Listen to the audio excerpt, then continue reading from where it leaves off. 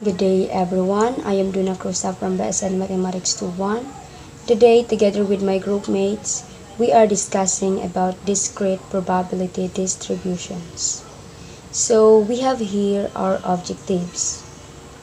After completing this chapter, you should be able to first, construct a probability distribution for a random variable.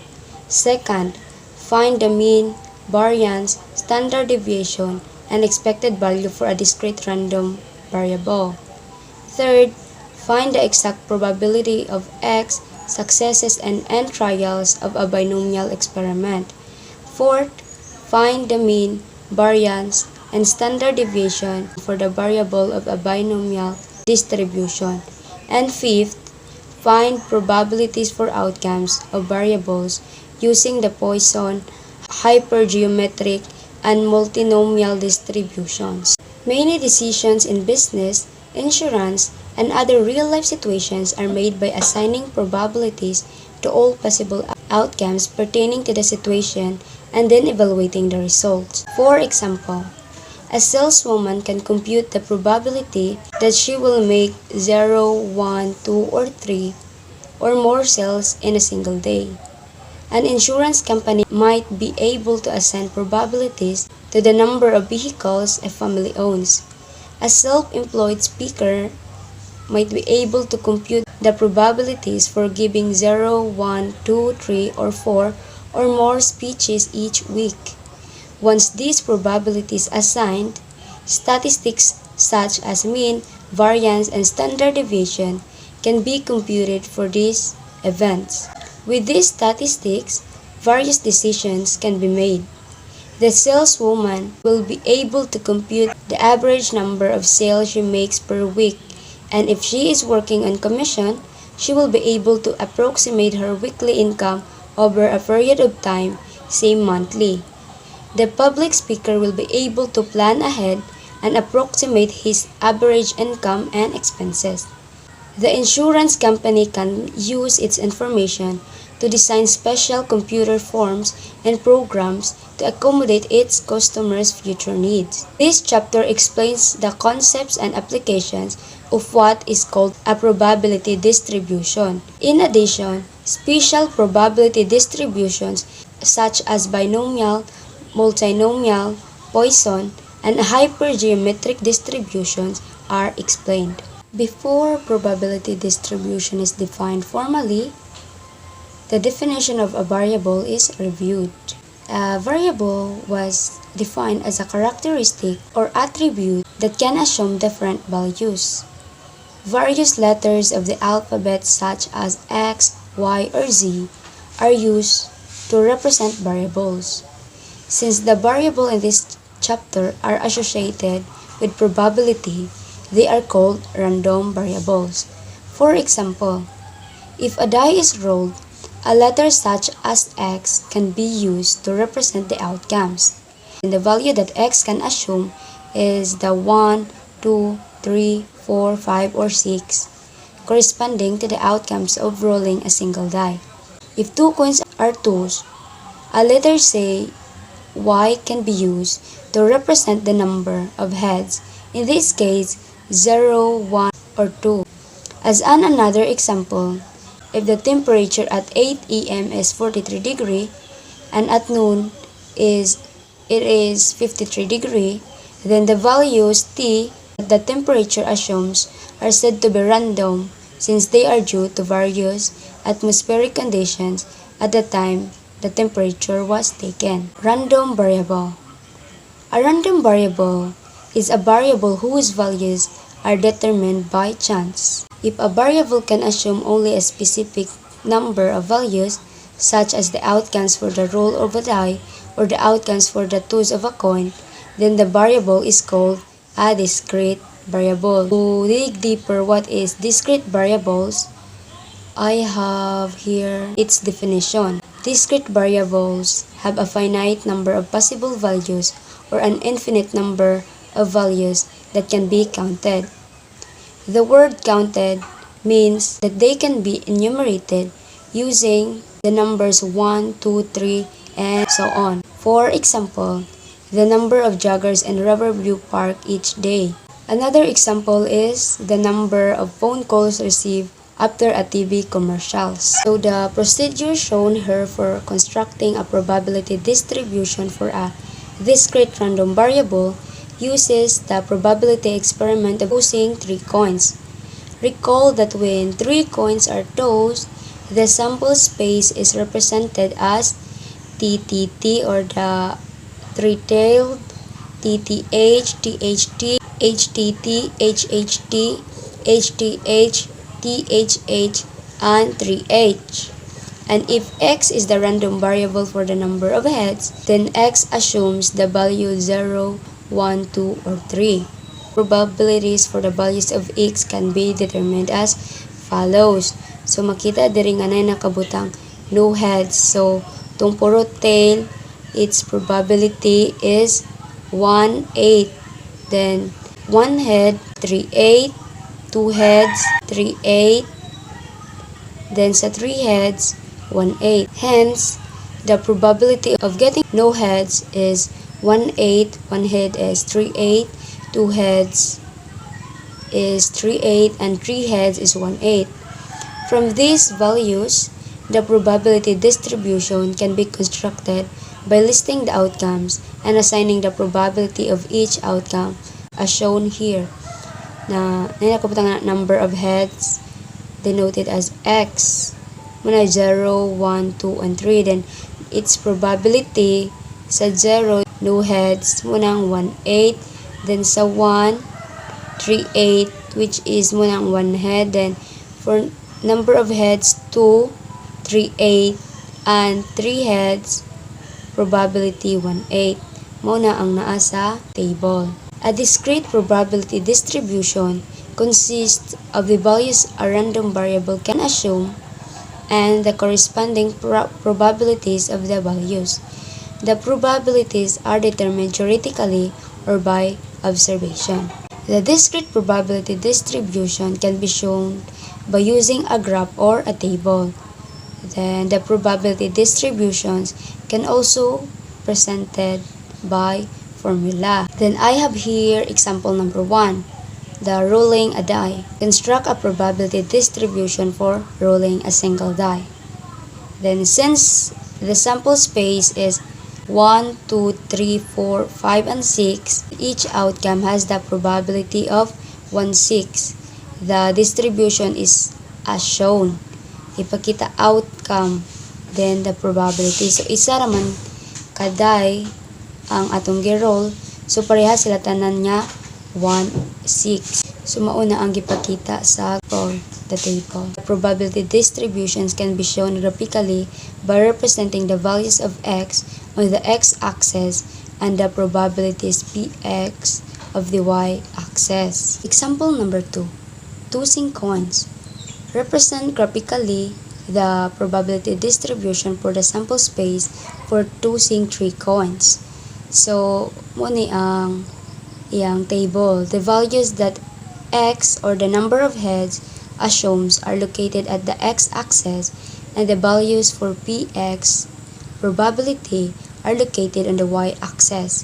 So the number of heads 0, they have the probability of 1/8, 1, 3/8, and number of 2 heads 3/8, and the number of 3 heads 1/8. So we have the table for example number 2, tossing of coins.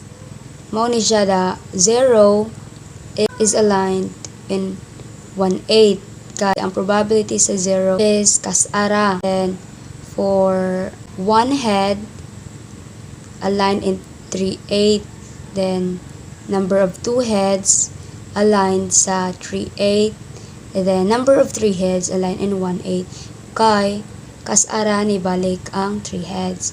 Kasara ang iyang probability. Note that for visual appearances, it is not necessary to start with 0 at the origin. For example, 1 and 2 are illustrations of theoretical probability distributions. You do not need to actually perform the experiments to compute the probabilities. In contrast, to construct actual probability distribution, You must observe the variable over a period of time. They are empirical. Then I have here example number 3, which is the Baseball World Series. The Baseball World Series is played by the winner of the National League and the American League. The first team to win 4 games win the World Series. In other words, the series will consist of 4 to 7 games, depending on the individual victories. The data shown consists of 40 World Series events. The number of games played in each series is represented by the variable x. Find the probability px for each x, construct a probability distribution, and draw a graph for the data. So, ang graph mo ni ang nasa ubos. Igaingon dire nga the number of games mo na represented of x. Then mo na ang 4, 5, 6, 7. Then number of games played 8, 7, 9, 16, which total of 40 World Series events. To compute the probability number of games played can be computed for each x by dividing the number of games x by the total. For 4 games, probability is 8, then total of 40, then which come up to 8 over 40, then equal to 0.2. For 5 games, it is 7 over 40 equal to 0.175. Then for 6 games, 9 over 40, total of 0.225. Then for the 7 games, 16 over 40, which total of 0.4. This is the table and graph of the examples. Examples of random events such as tossing coins are used in almost all books on probability. But is flipping a coin really a random event? Tossing coins dates back to ancient Roman times, when the coins usually consisted of the emperor's head on one side and another icon such as a ship on the other side. Ships. Tossing coins was used in both fortune-telling and ancient Roman games. A Chinese form of divination called the I Ching is thought to be at least 4,000 years old. It consists of 64 hexagrams made up of 6 horizontal lines. Each line is either broken or unbroken, representing the yin and the yang. These 64 hexagrams are supposed to represent all possible situations in life. To consult the I Ching, a question is asked and then 3 coins are tossed 6 times. The way the coins fall, either heads up or heads down, determines whether the line is broken, yin, or unbroken, the yang. Once the hexagon is determined, its meaning is consulted and interpreted to get the answer to that question. In the 16th century, a mathematician named Abraham de Moivre used the outcomes of tossing coins to study what later became known as the normal distribution. However, his work at that time was not widely known. Mathematicians usually consider the outcomes of a coin toss a random event, that is, each probability of getting head is 1/2 and the probability of getting a tail is 1/2. Also, it is not possible to predict with 100% certainty which outcome will occur. But new studies question this theory. During World War II, a South African mathematician named John Kirich tossed a coin 10,000 times while he was interned in a German prison camp. Unfortunately, the results of his experiment were never recorded, so we don't know the number of heads that occurred. Several studies have shown that when a coin tossing device is used, the probability that a coin will land on the same side on which it is placed on the coin tossing device is about 51%. It would take about 10,000 tosses to become aware of this bias. Furthermore, researchers show that when a coin is spun on its edge, the coin falls tails up about 80% of the time, since there is more metal on the head side of a coin. Another assumption commonly made in probability theory is that the number of male birds is equal to the number of female births, and that probability of a boy being born is 1/2, and the probability of a girl being born is 1/2. But we all know that this is not exactly true. In the later 1700, a French mathematician named Paris-Simon Laplace attempted to prove that more males than females are born.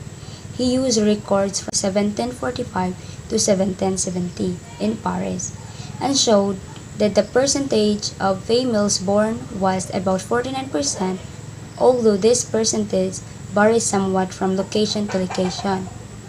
Further surveys shows they are generally true worldwide. Then we have heard two requirements for a probability distribution. First, the sum of the probabilities of all the events in the sample space must equal 1. The first requirement states that the sum of the probabilities of all events must be equal to 1.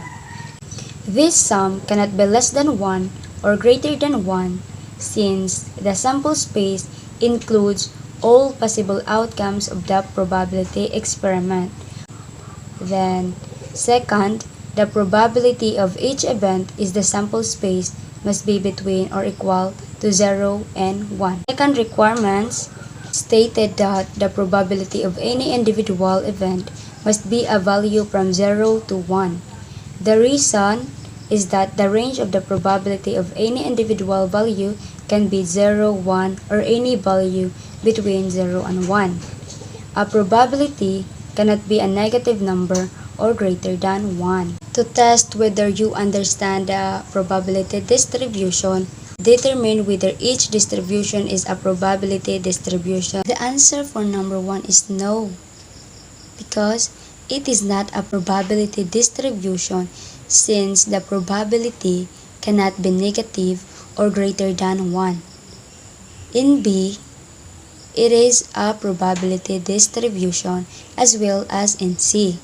Then D is not a property distribution since probability cannot be negative. Many variables in business, education, engineering, and other areas can be analyzed by using probability distributions. My reports end here, so I will be giving the floor to my group mate, Miss Mary, as she will discuss methods for finding the mean and standard deviation for a probability distribution.